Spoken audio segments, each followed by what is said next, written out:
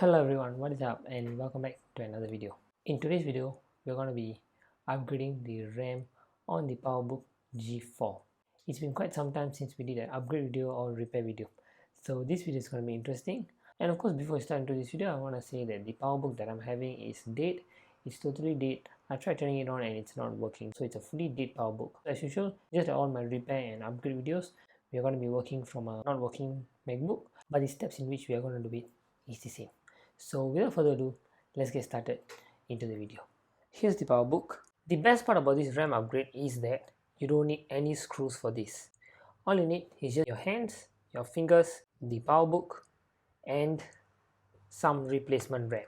We do not have a replacement RAM in this because, like I said before, it's a sport MacBook and we're just going to use the RAM that is inside it to just show all of you how it's done. Firstly, let's open this PowerBook up, and there we go. PowerBook is turned up. For this PowerBook, like I said, you don't need any screws or anything. All you have to do is, as you can see here, there's two pull down clips, and all you have to do is just to pull these two clips downwards, and we just have to lift the keyboard up. Yep, that's it.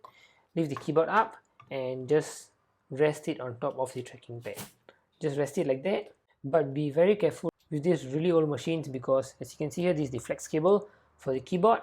Mine is spoiled, so it's fine, but yours will definitely be working, so just be really careful that the flex cable doesn't break. So just be really careful about that. So we are in, and now here you can see there are two RAM sticks, one at the top and one at the bottom. And as you can see here, there are two RAM sticks, one stacked on top of the other, and you can see that there are two stoppers here. All you have to do is just push the stoppers to the side and the RAM stick is out, and just pull it out. Do the same for the second one, but this is for the first RAM stick, so you just got your hand a little lower and just pull the second one out of the way too, and just pull the RAM stick out. That's it. Now that the RAMs are out of the way, you might just want to give this a quick clean, and all you have to do is take your new RAM stick. For me, I'm using my old RAM stick, but for you it's your new RAM stick. Just take it and just be really careful in sliding it in, because you don't want to slide it at the top because that's for the second layer, and you want to just slide it to the bottom.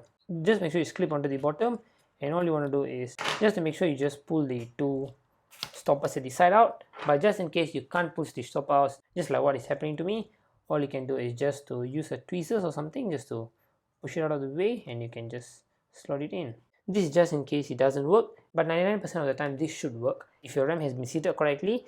But just in case, before using your tweezers, just be careful and just check if your RAM is seated properly inside, and just try to give it a press and see if it works. If that doesn't work, then you go for this. Now we're on to the second RAM stick, and let's just slot it in. The RAM stick at the bottom is usually the one which is going to be harder and which requires more effort, and the one at the top just doesn't really require that much of effort. Slide it in on top, and since there's already another one guiding it, it's going to be very easy. All you have to do is just to push it down, and it should be seated in place. Now that the RAM is seated in place, let's just close this, slot the bottom in first, and just let the keyboard rest, and that's it.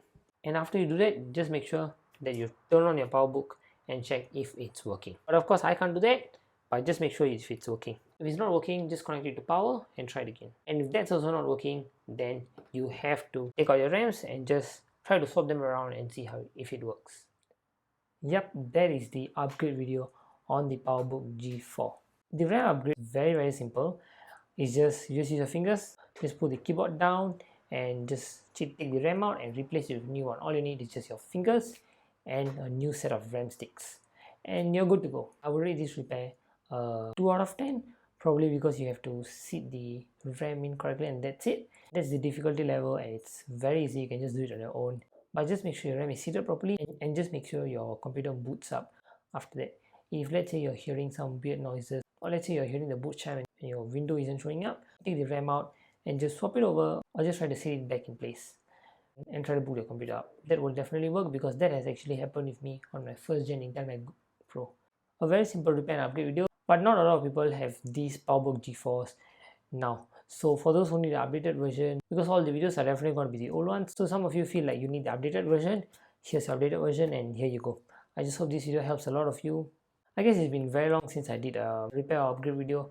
All of this has been reviews and just me unboxing new things and all that. I guess we are going back to our old content, and of course a lot more reviews and just interesting upgrades once in a while coming up. If you like what you saw, don't forget to click the like button, don't forget to subscribe to this channel and turn on notification. so that you receive notification of videos that I post instantly. With that, thank you so much for watching, and I'll catch all of you in the next one. Bye bye.